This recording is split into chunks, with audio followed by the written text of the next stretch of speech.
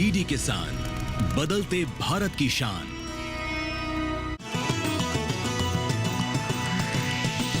DD किसान, बदलते भारत की शान।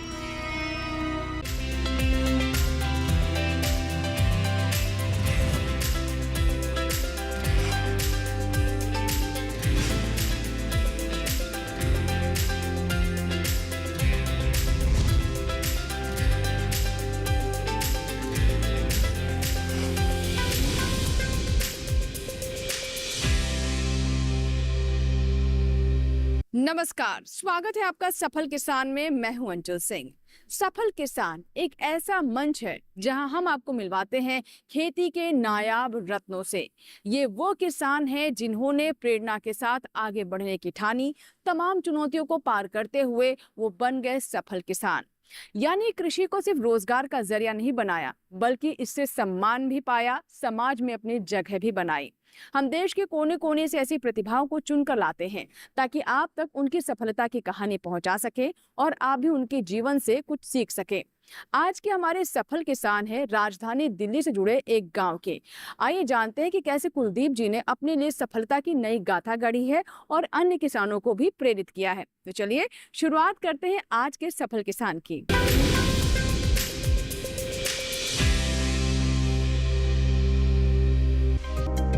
राष्ट्रीय राजधानी दिल्ली और हरियाणा की सीमा पर बसा ज्योति वही गांव है जहां गेहूं की अधिक उपज देने वाली किस्मों को पहली बार 1964 में लगभग 70 एकड़ जमीन पर बोया गया था। इसी गांव से देश और दुनिया ने गेहूं की पैदावार में आई क्रांति और हरित क्रांति की धमक और धाक देखी थी। अब इसी गांव से हमारे सफल किसान कुलदीप भी खेती किसानी में मिसाल पेश कर रहे हैं, जिन्होंने साधारण खेती नहीं बल्कि ऑर्गेनिक खेती यानी जैविक खेती और पशुपालन दोनों को एक साथ चुना। मैं करीब 100% जैविक खेती 14 वर्ष से कर रहा हूँ और उससे पहले भी हम प्रयास कर रहे थे, जैसे केचुए की खाद बनाना। और खेती तो हमारे पिताजी दादाजी पहले से करते आ रहे हैं, लेकिन उस समय पिताजियों के समय रसायन आ गया। रसायन के प्रयोग से जो है थोड़ी सी त्रुटि आई, ज़मीनें खराब हो गई, सिंचाई के पानी हमारे यहाँ नहरी सिंचाई के वो नहीं रहे। तो बाकी हमने करीब 14 वर्ष हो गए जैविक खेती करते और लगातार 100% 14 के 14 एकड़ में जैविक कर रहे हैं। और हम जैसे कुछ क्षेत्र में बागवानी भी है। करीब हमारे पास थी 8 बीघा जिसमें हमारा बाग था, और बाकी फसलें गेहूँ, चना, सरसों, गाजर, मूली, मूंग ये लगाते थे। और आज भी हम उसी पद्धति पे हैं जो हमारे पिताजियों ने, माताजी ने प्रेरित किया, उस पे हम आज काम कर रहे हैं। अब ये जैविक खेती क्या है, जरा इसके बारे में विस्तार से जान लेते हैं। दरअसल जैविक खेती फसल उत्पादन की एक प्राचीन पद्धति है, जिसमें फसलों के उत्पादन में गोबर की खाद, कंपोस्ट, जीवाणु खाद, फसलों के अवशेष और प्रकृति में उपलब्ध कई तरह के खनिज पदार्थों के जरिए पौधों को पोषक तत्व दिए जाते हैं। यानी ऐसी खेती में प्रकृति में पाए जाने वाले तत्वों को कीटनाशक के रूप में प्रयोग किया जाता है। जैविक खेती को लेकर शायद हमारे सफल किसान जानते हैं कि जिस तरह जैविक खेती बीते कुछ समय में लोकप्रिय हुई, उस हिसाब से आने वाला समय जैविक खेती का ही है। इसलिए वो पिछले 14 सालों से जैविक खेती ही कर रहे हैं। जैविक खेती को लेकर कुलदीप का मानना है कि जैविक खेती पशुपालन के बिना मुश्किल है। कुलदीप ने जैविक खेती को और बेहतर तरीके से करने के लिए ही पशुपालन करना शुरू किया था। अब वो अपने खेतों के लिए जीवामृत बनाने के लिए गोबर, गौमूत्र, बेसन, प्याज का रस, नीम का पत्ता, डीकंपोजर, मिर्च, लहसुन इत्यादि का प्रयोग करते हैं। सबसे अच्छी बात यह है कि जीवामृत बनाने के लिए इन्हें बाजार से कुछ भी लाने की जरूरत नहीं पड़ती। खाद का इंतजाम भी पशुओं के अपशिष्ट से हो जाता है, मतलब आम के आम और गुठलियों के दाम। मैं जैविक खेती करता हूँ, जैविक प्राकृतिक खेती, जिसके साथ में पशुपालन का भी काम है हमारा। और पशु के बगैर जैविक खेती भी संभव नहीं है। इसलिए हमारे पास गायें हैं और ये जैविक खेती कर रहे हैं, काफ़ी सालों से कर रहे हैं। पशुपालन का काम भी हमारा काफ़ी लंबे समय से ही है। पशुपालन तो किसान लगभग में बहुत वर्षों से हमारे जैसे पिताजी हैं, दादाजी करते आ रहे हैं। तो हमने एक विशेष ध्यान दिया है कि भाई हम देसी गाय पालें और उसके साथ जैविक खेती करें। किसान कुलदीप का मानना है कि गांव में खेती बाड़ी आपसी सहयोग से की जाए तो काफी फायदा होता है और इससे आय में वृद्धि के साथ गांव का भी विकास होगा। तो वहीं सहफसली जैविक खेती पर सोने पर सुहागा का काम कर रही, जिससे कुलदीप को 2 गुना लाभ हो रहा है। इस तरह सहफसली खेती करने से मेहनत मजदूरी के साथ साथ पानी, खाद और कटाई का खर्चा निकल आता है। जैविक खेती में फसल चक्र भी बहुत ज़रूरी है। उससे हमें एक तो किसी भी प्रकार का जो हमारे खेत में है, जैसे धान की पराली है, गेहूं की है या कोई भी फसल है, उसको बाहर ना डाल के खेत में ही उसको दबा दिया जाता है, जिससे हमारे खाद का भी काम करेगी। और हम जैसे चना है, चने के बीज सरसों, गेहूं है उसके बीज सरसों, गाजर के बीज मूली, इस तरह जो है ना 2 डबल फसलें जो है ना एक ही एकड़ में 2 फसलें, जिससे आमदनी में गिरावट ना आए। तो कई बार क्या होता है कि एक फसल कमज़ोर है तो दूसरी उसको पूर्ति करने में सहायक रहेगी। पूर्ण रूप से प्राकृतिक खेती करने वाला किसान कई फसलें अगर लगाएगा तो आमदनी हमारी बढ़ेगी। जैसे हमारा ये अमरूद है, इसके बीच में करेला है, ककड़ी है, घिया है, भिंडी है। तो एक तरफ से अमरूद, दूसरी तरफ से जो खाली जगह है हमारी बीच में, उसमें सब्जियां हैं। ऐसे ही और फसलें हैं, उनमें जैसे चने के साथ में सरसों, गाजर मूली के साथ में अलग अलग एक बेड की तरह एक चीज़ गेहूं पट्टी लगा दी तो दूसरा चने की पट्टी लगा दी, तो हमारी पैदावार भी बढ़ती है। और एक दूसरी फसल को जैसे नाइट्रोजन वगैरह की पूर्ति करने में, जैसे चना है हमारा, वो पूर्ति करता है। जैविक खेती के लिए मिट्टी की गुणवत्ता अच्छी होना बेहद जरूरी है, लेकिन इन दिनों रसायनों का इस्तेमाल बहुत अधिक बढ़ चुका है। नतीजा ये हो रहा है कि इससे स्वास्थ्य भी खराब हो रहा है और खेत की मिट्टी भी कमजोर पड़ रही है। रासायनिक पदार्थ पानी के साथ मिलकर जमीन के नीचे स्थित पानी तक भी पहुंच रहे हैं और उसे भी प्रदूषित कर रहे हैं। ऐसे में जैविक खेती बेहद फायदेमंद साबित हो रही है।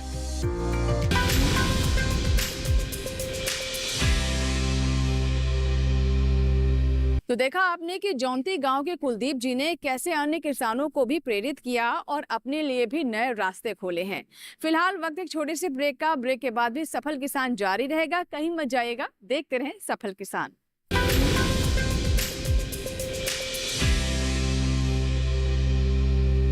आज देश का किसान बढ़ा रहा है कृषि आधारित उद्योग की ओर कदम। उसकी इस यात्रा में साथ है SBI का agri and food enterprise loan. हर प्रकार की फूड प्रोसेसिंग तथा कृषि निर्यात इकाई के लिए संपूर्ण समाधान। ये लोन उपलब्ध है 1 लाख से 100 करोड़ की धनराशि तक और इसको चुकाने की समय सीमा है अधिकतम 10 साल। क्रेडिट गारंटी कवर की सीमा तक 0 कोलेटरल सिक्योरिटी। SBI का agri and food enterprise loan बन रहा है किसान की उन्नति का आधार।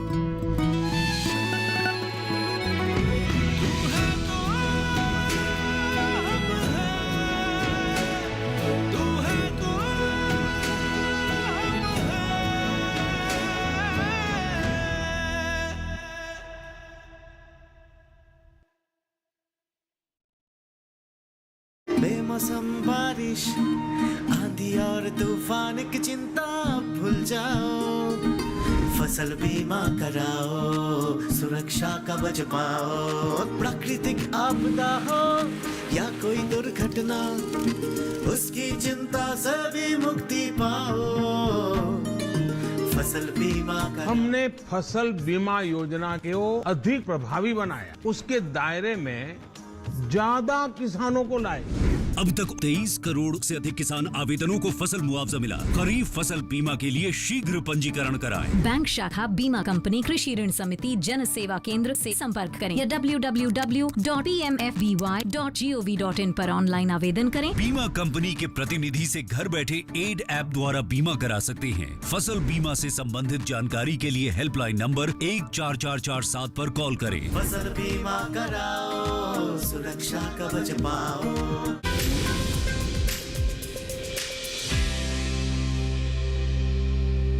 ब्रेक के बाद एक बार फिर आपका स्वागत है। आप देख रहे हैं सफल किसान।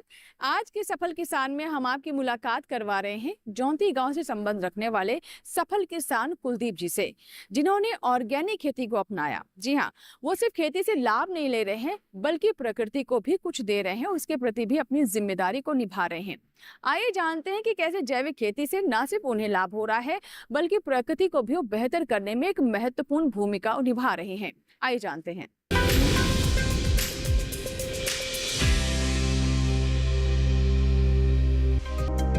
जैविक खेती में नीम ऑयल या गोमूत्र मिलाकर बनाया कीटनाशक इस्तेमाल किया जाता है। वैसे अलग अलग किसान अलग अलग विधि से जैविक कीटनाशक बनाते हैं। अब हमारे सफल किसान कुलदीप अपने खेतों के लिए कीटनाशक अपनी गाय से मिलने वाले गोबर और मूत्र से ही तैयार कर लेते हैं।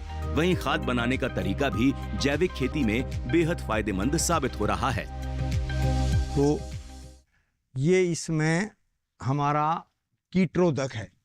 कीटरोधक में हम जो 10 प्राणी बोलते हैं, 10 वे चीज़ें जो इसमें डाल करके नीम, आख, धतूरा, लहसुन, मिर्ची, तंबाकू, ये सभी चीज़ें गोमूत्र में गाय के प्योर देसी गाय के गोमूत्र में इसको भिगो दिया जाता है और ये 40 दिन में तैयार हो जाता है। 40 दिन में तैयार होने के बाद में हम 15 लीटर की टंकी में इसको 250 से 300 ml का प्रयोग करते हैं, जिसमें हमें एक कीट को रोकने के लिए जो रासायनिक हम बाज़ार से लाते हैं तो काफ़ी कॉस्टली पड़ता है, करीब हज़ारों रुपए का वो आता है। और इसकी कीमत समझो कि कुछ भी नहीं है। ये खरपतवार हमने जो है वो इसमें डाले और गोमूत्र हमारा अपना है, तो न्यू समझो कि 0 बजट खेती वाली प्रक्रिया इसी को बोल लेंगे हम। प्राकृतिक खेती एक ऐसी पद्धति है जिसमें रसायनों का प्रयोग नहीं होता है। कुलदीप बताते हैं कि माता पिता की सोच ने हमें प्राकृतिक खेती की ओर बढ़ाया और इनका कहना है कि आने वाली पीढ़ी को भी प्राकृतिक खेती ही करने की सलाह देंगे ताकि पर्यावरण स्वच्छ एवं मिट्टी की गुणवत्ता में सुधार होगा। कुलदीप की माताजी की सोच भी प्राकृतिक खेती के लिए बड़ी सराहनीय है। क्या कह रही हैं इनकी माताजी, इन्हीं से जानते हैं। मेरे मरने के बाद देखिए अपना यो करें जाइयो, आज बस स्वास में मत बढ़ियो और बेटा ना फूल उठाइयो मेरे कितनी जाना। मैं ये कहना चाह रहा था कि माँ का कहना है कि मेरी आयु 86 वर्ष हो चुकी, तो पता नहीं कब सांस निकल जाए, तो ये कहती रहती है बीच बीच में हमें कि भाई कहीं भी जैसे मेरे मरने के बाद अस्थियाँ जो उठाते हैं, फूल उठा करके कहीं नहीं जाना। जैसे लोग हरिद्वार, गढ़गंगा वगैरह जाते हैं, वहाँ नहीं जाना, उठा के खेत में दबा देना है और मेरी राख को खेत में पानी के साथ बहा देना है।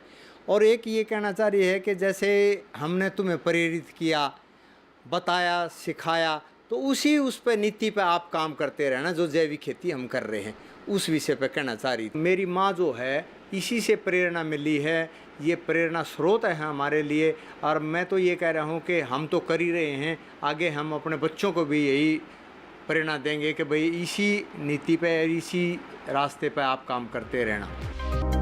जैविक खेती वाकई सभी के लिए फायदेमंद है, लेकिन इसके बावजूद किसानों के लिए एक दिक्कत जैविक फसल को बाजार में सही दामों पर बेचने की है, क्योंकि इसमें मेहनत थोड़ी अधिक होने के चलते जैविक फसल दूसरी फल सब्जियों से थोड़ी महंगी होती है। लेकिन सोचने वाली बात यह है कि जैविक खेती से उपजी फसल आपके सेवन के लिए फायदेमंद कितनी है। ऐसे में किसान कुलदीप जैविक खेती ही नहीं करते, बल्कि अपने खेत में उगने वाली उपज से कई तरह के प्रोडक्ट बनाते हैं, जिनकी डिमांड लगातार बढ़ती जा रही है।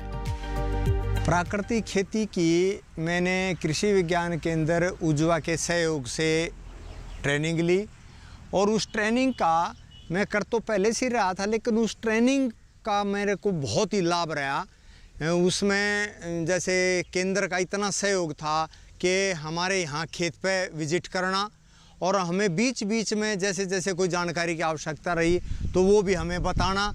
और पूसा संस्थान का बड़ा रोल है इसमें कि वहाँ के डॉक्टर जो हैं वो यहाँ हमें सलाह देते रहे, मिट्टी पानी की जांच के लिए प्रेरित करते रहते हैं। नहीं तो हम किसानों को तो इतनी जानकारी है नहीं। दूसरा, अब एक मुहिम चली है कि दिल्ली सरकार, पूसा संस्थान, कृषि विज्ञान केंद्र, हमारे यहाँ तो दिल्ली में एक ही है, वो मिट्टी के पानी के सैंपल लेके जाती है और किसानों को बताती है कि भी आप में पानी में ये कमियां हैं और आपकी ज़मीन में ये इसका प्रयोग करो। तो किसानों को इसका कृषि विज्ञान केंद्र का, पूसा संस्थान का बहुत बड़ा योगदान है। प्राकृतिक खेती में सबसे अच्छा जो उपयोग है वो है सब्जियों में, क्योंकि ज़्यादातर ये आज के समय में ये देखा गया है कि सब्जियों में जो है रासायनिक खाद, उर्वरक और कीटनाशकों का और खरपतवारनाशी का ज़्यादा से ज़्यादा प्रयोग होता है, जिससे कि हमारा सब्जियों का जो गुणवत्ता है ख़राब तो होता ही है, साथ ही साथ वातावरण भी ख़राब होता है। तो हम किसान भाइयों से ये बताना चाहते हैं कि जो भी सब्जी वाले खेती करते हैं उसमें आज के समय में, क्योंकि हम दिल्ली के आसपास के हैं, तो एक बहुत बड़ा सुनहरा अवसर है कि यहाँ पे मार्केट बहुत बड़ा उपलब्ध है। इसको ध्यान में रखते हुए किसान भाई अगर सामान्य खेती कर रहे हैं जिसमें वो रासायनिक खाद और उर्वरकों का प्रयोग करते हैं, उसके बजाय अगर किसान भाई प्राकृतिक खेती द्वारा सब्जियों का उत्पादन करते हैं तो वो ज़्यादा से ज़्यादा अच्छा गुणवत्ता का होगा और उसके मूल्य भी अधिक मिलेंगे, और उसका महानगर होने के चलते यहाँ पे बाज़ार भी उपलब्ध है। तो किसान कम समय में, और अगर प्राकृतिक खेती जो उनके पास संसाधन उपलब्ध है उसके लिए उनको कहीं बाहर जाने की जरूरत नहीं है। किसान आर्या कुलदीप को खेती किसानी से जुड़े कई तकनीकों के बारे में पूसा इंस्टीट्यूट और किसान विज्ञान केंद्र से पता लगा, जो किसानों के फायदे के लिए लगातार काम करते हैं और जिनके मार्गदर्शन से हजारों लाखों किसान बेहतर तरीके से खेती किसानी कर पाते हैं। कृषि विज्ञान केंद्र किसानों के लिए किसी वरदान से कम नहीं, क्योंकि इन्हीं की मदद से किसान कृषि संबंधी वैज्ञानिक गतिविधियों से जुड़ पाते हैं। सरकार ने भी कृषि को बढ़ावा देने के लिए देश के हर ग्रामीण जिले में कृषि विज्ञान केंद्र बनाए हैं, जो किसानों को स्थानीय भाषा में खेती बाड़ी के हर पहलू के साथ साथ आवश्यक प्रशिक्षण देने का काम करते हैं।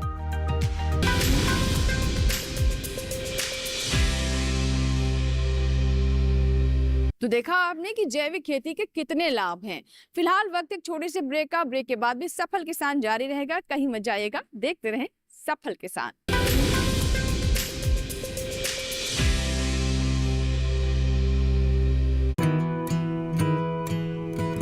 किसान सिर्फ अन्न नहीं उगाते, सपने भी उगाना जानते हैं। इन्हीं सपनों के लिए फसल उगाने का खर्च कवर करता है SBI का किसान समृद्धि ऋण, जो पूरी करे प्रगतिशील किसान की हर आवश्यकता। ये लोन उपलब्ध है 5 लाख से 50 करोड़ की धनराशि तक। इस लोन में मिलती है क्रॉप साइकिल के अनुसार भुगतान की सुविधा। सिक्योरिटी के रूप में मान्य है एग्रीकल्चरल लैंड या कोई अन्य मान्य संपत्ति। इस तरह SBI का किसान समृद्धि ऋण बन रहा है किसान की उन्नति का आधार।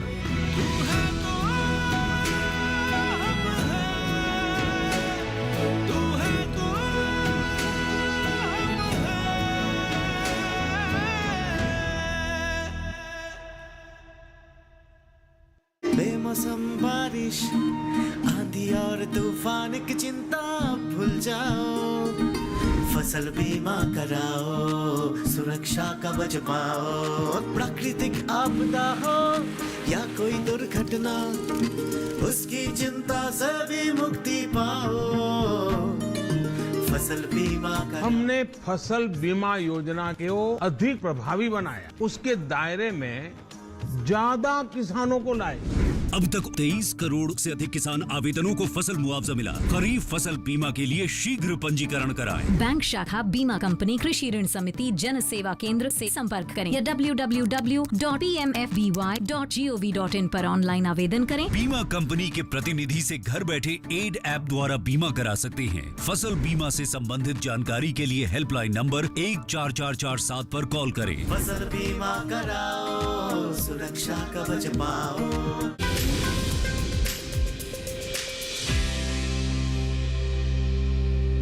ब्रेक के बाद एक बार फिर आपका स्वागत है। आप देख रहे हैं सफल किसान। आज के सफल किसान में हम आपकी मुलाकात करवा रहे हैं एक ऐसे सफल किसान से जो कि जैविक खेती को अपना रहे हैं। जी हाँ, जैसा कि ब्रेक से पहले आपने जाना कि कुलदीप जी पूरी तरीके से अब रसायनों से मुक्त खेती को आगे बढ़ा रहे हैं। लेकिन ये बात भी सही है कि आज के समय में जहाँ कीट और बीमारियों का काफी हमला होता है, ऐसे में जैविक खेती को करना बहुत आसान नहीं होता है। इसीलिए आवश्यकता होती है सही मार्गदर्शन की। आइए जानते हैं कि कृषि विज्ञान केंद्र कैसे हमारे किसानों को प्रेरित कर रहे हैं और साथ ही उन्हें बता रहे हैं कि किस तरह से वो जैविक खेती को सफलतापूर्वक अंजाम तक पहुंचा सकते हैं। आइए देखते हैं।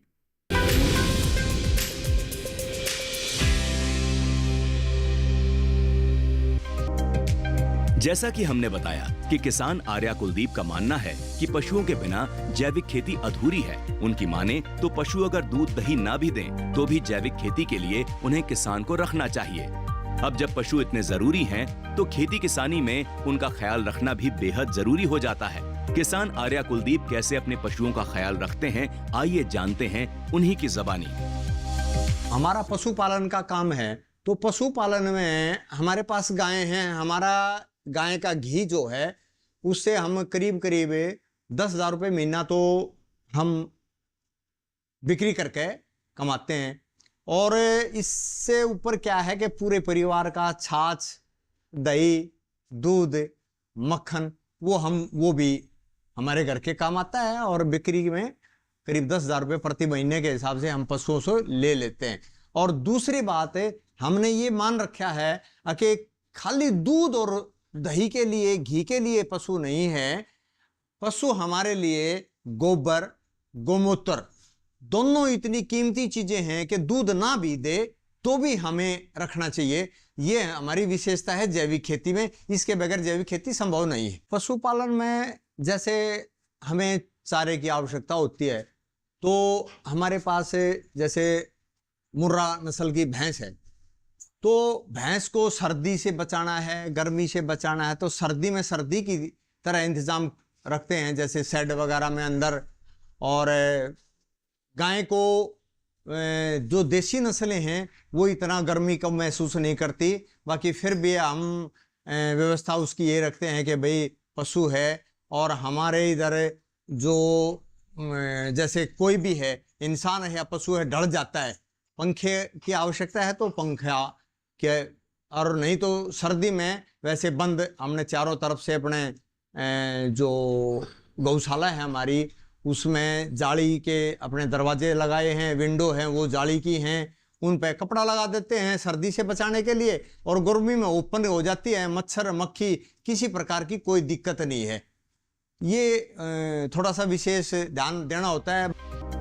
अच्छी बात ये भी है कि ऐसा कर हमारे सफल किसान अपनी जैविक खेती से दूसरे किसानों को भी प्रोत्साहित कर रहे हैं। आर्या कुलदीप जैविक खेती कर फल सब्जियों का सेवन करने वाले लोगों का भी ध्यान रख रहे हैं, साथ ही साथ मोटा मुनाफा भी कमा रहे हैं। अब वो यही अपील देश के युवा किसानों से भी कर रहे हैं। हम जैसे जैविक खेती कर रहे हैं, तो मैं सभी किसान युवाओं से, विशेषकर युवाओं से ये अनुरोध करूँगा कि पढ़े लिखा जब किसान होगा तो समृद्ध होगा, संपन्न होगा। तो हमारा किसान संपन्न तभी होगा जब पढ़ा लिखा युवा इसकी तरफ आएगा। और आज आ भी रहे हैं, प्रयास है कि पढ़ा लिखा किसान जो है ना वो खेती कर रहा है। तो इससे जो है ना बेरोज़गारी का भी जो हम सुनते हैं, बेरोज़गारी वो भी ख़त्म हो जाएगी।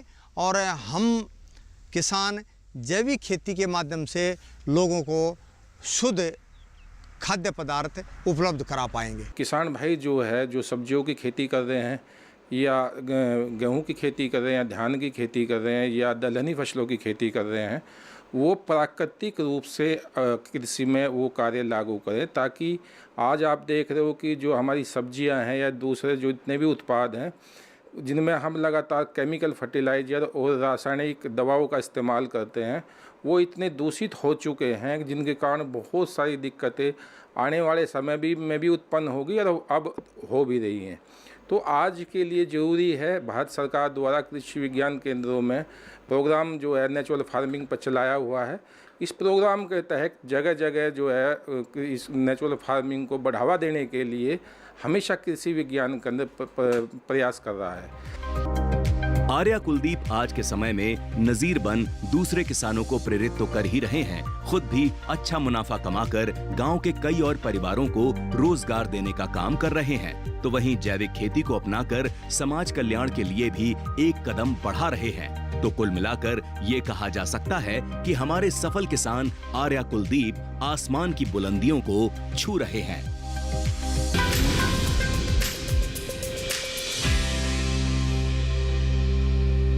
कहते हैं जहां चाह वहां राह, यानी तमाम चुनौतियों के बाद भी कुलदीप जी ने अपने विश्वास को आगे रखा और लगातार आगे बढ़ते रहे और इसमें उन्हें सफलता भी प्राप्त हुई। यानी कह सकते हैं कि अगर किसी चीज को लेकर दृढ़ निश्चय कर लिया जाए तो कोई भी चुनौती आपका रास्ता नहीं रोक सकती है। यही संदेश देने का प्रयास करते हैं अपने कार्यक्रम सफल किसान से। हम पूरी उम्मीद करते हैं कि हमारे किसान भी इन सफलता की कहानियों से अवश्य ही प्रेरित हो रहे होंगे और आप भी अपने जीवन में कुछ नया करने की अवश्य ठानेंगे। यहाँ लेंगे आपसे इजाजत। सफल किसान के एक नए अंक में आपसे मुलाकात होगी, लेकिन उससे पहले आपको बता दें कि अगर आपके कोई सुझाव हैं या फिर आप चाहते हैं किसी और सफल किसान की कहानी हम अपने कार्यक्रम में लेकर आए तो आप हमें ईमेल कर सकते हैं, पत्र भी लिख सकते हैं। हमारा ईमेल आईडी है safalkisan@gmail.com। पत्र लिखने के लिए हमारा पता नोट कर ले। हमारा पता है सफल किसान, कमरा नंबर 77, CPC, दूरदर्शन, खेलगांव, नई दिल्ली 110049। सफल किसान के अगले अंक में सफलता की एक और गाथा के साथ फिर होगी आपसे मुलाकात। तब तक के लिए नमस्कार।